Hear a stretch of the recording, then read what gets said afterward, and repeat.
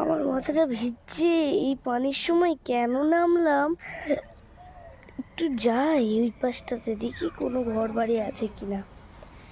যাই ওই পাশটাতে একটু, যেদিকে উফ মাগো ঠান্ডা লাগছে। মাগো তাড়াতাড়ি যা। ওই তো সামনে একটা বাড়ি দেখা যাচ্ছে, চলো যা। কোনোদিনও খাই নাই মানুষের মাংস, এই বাড়িটায় এসে তো আমি মালামাল হয়ে গেছি। আর যে সকালবেলা তোমরা আমায় দেখেছিলে মানুষ সাজতে, আমি মানুষ না, আমি একটা ভূত।